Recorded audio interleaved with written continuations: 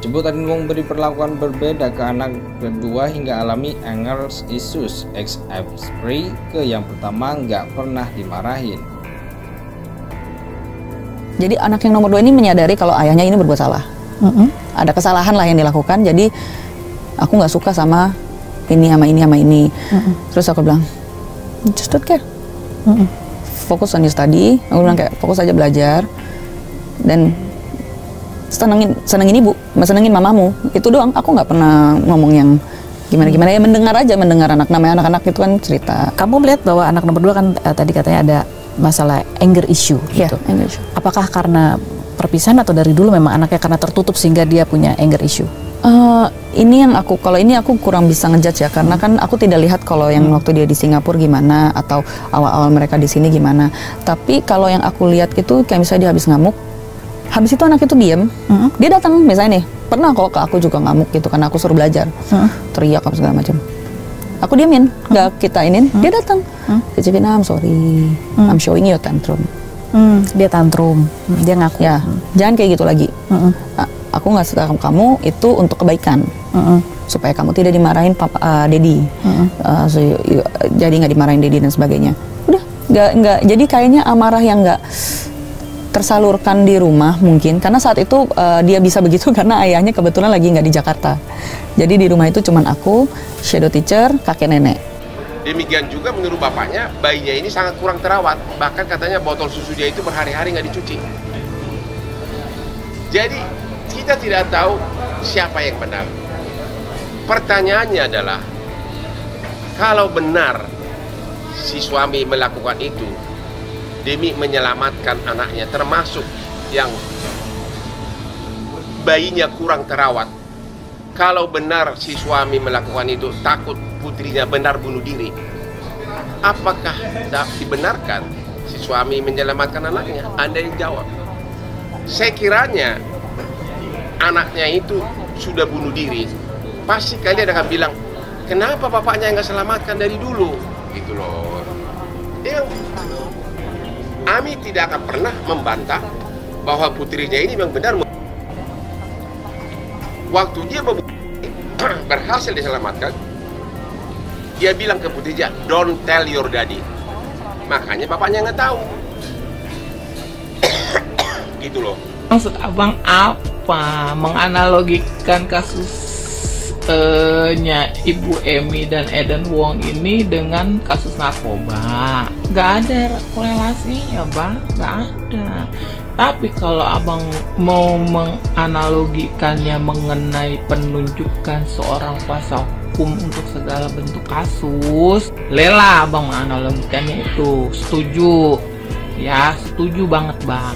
Kalau seandainya abang bilang, ya kalau di ceritanya abang nih di sini tentang ada seorang ibu yang ketangkep basah, ketangkap tangan tentang narkoba dan dia berhak menunjuk pengacara atau kuasa hukum atau advokatnya gitulah ya untuk fight di pengadilan gitu ya. Benar bang, dianalogikan bahwasanya semua orang punya hak yang sama. Tapi kalau abang menyamakan kasusnya narkoba yang adalah sebuah kasus pidana dengan kasusnya Ibu Emi dan Eden Wong ya, itu adalah kasus perdata dan perdatanya pun sebenarnya perdata internasional. Saya nggak tahu apakah abang punya license untuk menjadi advokatnya mereka di Singapura. Makanya kenapa sampai sekarang saya bertanya-tanya kenapa abang nggak memberikan advice kepada Eden Wong kembali ke Singapura, pilih nggak bisa menyalurkan emosinya, nggak tersalurkan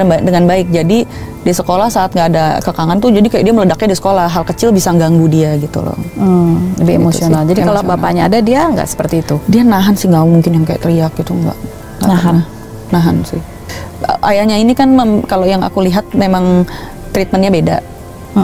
Ke yang pertama itu kayak nggak pernah dimarahin, selalu jadi ya special treatment lah, kayak princess treatment banget.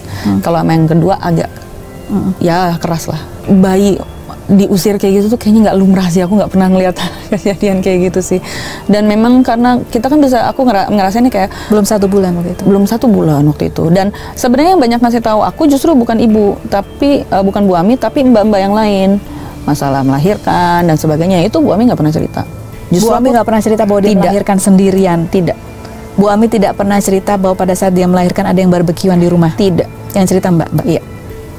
Saya itu sebenarnya nggak pernah dapat apa-apa dari Bu Ami, cerita tidak pernah dapat cerita apapun dari Bu Ami. Justru dengar terus berapa hari ya nggak pernah. Ya tetap aku nggak yang ngobrol kayak gimana. Cuman dari situ kayak oke, at least the least that I can do ya bantu dia supaya saat dia misalnya pun pisah dari anak-anaknya, dia akan tetap dapat akses. Itu dong. Emang bisa kalau karena kasus pembunuhan lalu yang membunuh si ibu klaimnya keluar buat si ibu, bisakah? Emangnya bisa pihak insurance tuh kalau mau kasih itu uang tuh nggak periksa dulu gitu? Ini kematian wajar apa tidak? Apalagi kalau itu uang besar ya.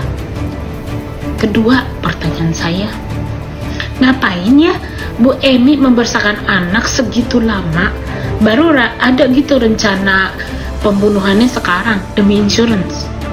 Why? Sampai bikin 4 anak. Sebenarnya anak keempat itu nggak planning loh sebetulnya, tapi Emi udah jatuh cinta sama babynya tanpa memikirkan dampak si bayi itu seperti apa.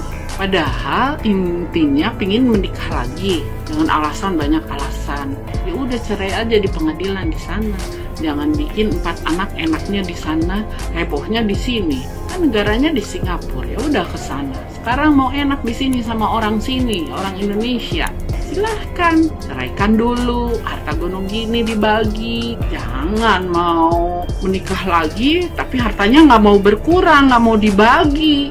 Lah, banget jadi Anda hidup. Itu anak orang yang sudah melahirkan anak Anda 4 mau diapain? Mantan asisten pribadi Esprit Aden Wong, Davina menyebut jika anak-anak Emi BMJ diperlakukan ayahnya tidak sama. Belak-belakan Davina menyebut jika Aden Wong lebih keras terhadap anak keduanya. Kondisi inilah yang diduga Davina menyebabkan anak kedua Emi BMJ mengalami anger issues. Sebagai informasi, jika anger issues adalah kondisi ketika seseorang tidak mampu mengendalikan amarahnya. Davina bahkan mengaku pernah melihat saat anak kedua Emi marah mengalurkan emosinya. Kata itu, Davina tidak memberikan reaksi apapun, ia hanya diam saja. Setelah marah, anak kedua Emi itu langsung menyampaikan permintaan maaf kepada Davina. Mantan Esprit Aden pun tak balik memarahi anak itu, ia hanya memberikan pengertian jika apa yang dilakukannya adalah yang terbaik supaya bocah itu tidak dimarahi ayahnya. Jadi kayaknya marah yang enggak tersalurkan di rumah, mungkin karena satu dia bisa begitu karena rasa ayahnya kebetulan enggak di Jakarta, kata Davina. Jadi di rumah itu cuma aku, shadow teacher, kakek, nenek, dan mbak, tambahnya. Perempuan yang akrab disapa Vina itu pun menduga jika anger issues yang dialami anak kedua Aden lantaran ia tak bisa menyalurkan emosinya dengan baik saat di rumah. Sehingga emosi yang menumpuk tersebut akhirnya meledak di sekolah, jadi aku ngelihatnya nggak bisa menyalurkan emosinya. Nggak tersalurkan dengan baik, jadi di sekolah saat nggak ada kekangan dia meledaknya di sekolah. Hal kecil bisa ganggu dia, terangnya dalam kanal YouTube Fanny Rose Official. Lebih lanjut, Davina pun menjelaskan perbedaan sikap anak pertama dan anak kedua.